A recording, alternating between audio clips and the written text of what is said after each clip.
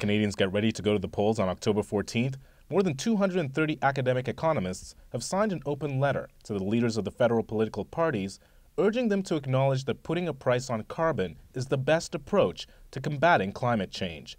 The Real News spoke to one of the originators of the letter, Professor Ross Finney from the University of Ottawa.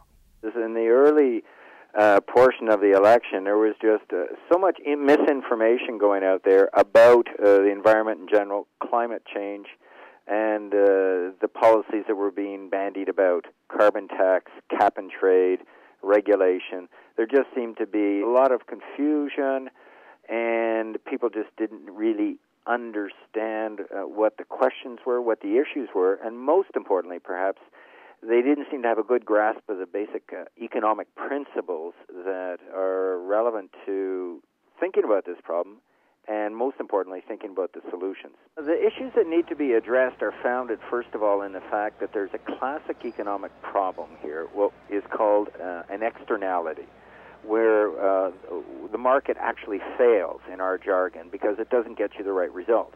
That problem being is that when people in their individual behavior don't take the effects of their actions on the environment into account as much as they should.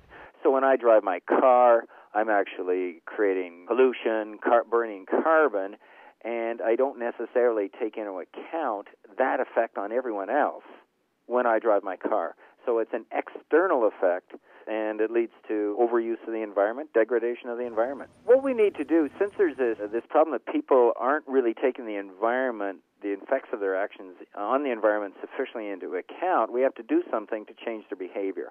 And as economists, our favorite tool in our toolkit is prices, because people will respond to prices. So the simple idea is that by putting a price on carbon, and that price going up, people will then look at the price of carbon, they'll react, they'll use less, they'll burn less fuels, that sort of thing, and thus their behavior will change in the way that it has to change.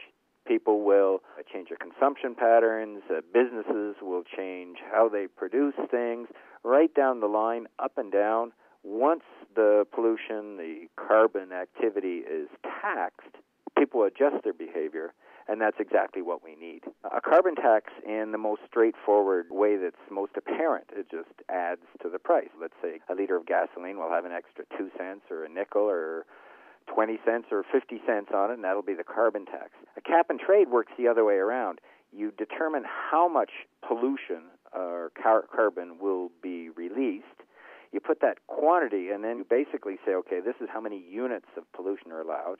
And then you sell those units, you auction them off, and so as people want to use their carbon in their activities, let's say Ontario Hydro wants to produce energy, so they have to buy the right to do what they're doing because of the pollution, that too will set a price. So the difference there is that on the cap and trade, you set the quantity and let the price be determined in the market. Any effective environmental policy will have an effect on consumers. What it will do, and this is of necessity because we have to change their behavior, it'll increase the price of carbon-intensive goods. So you'll pay more for gasoline, you'll pay more for heating oil, you'll pay more for those sorts of things. But this is absolutely necessary. That's what we need to change people's behavior.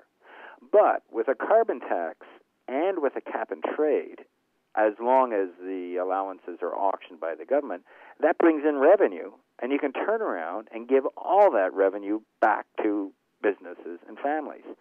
So your average business and your average family is not necessarily any worse off in net terms with the imposition of the tax or the cap and trade and the associated tax decreases they get on the other side. And in fact, it's more than that, is that allows us to reduce some of the taxes that are most damaging to the economy. So, for example, an income tax. Income tax gets in the way of people working, being productive, so we can tax their carbon, but to give them a tax break on their income tax, not only does it leave them compensated for, but it will also result in possibly, if it's done right, a more efficient economy, greater wealth. Now, who wins and who loses? There are winners and losers. If you're a big carbon user and you don't change your ways, you'll lose. but that's the way it should be.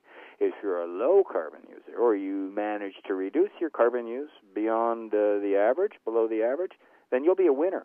You'll actually be a net gainer by this sort of shift.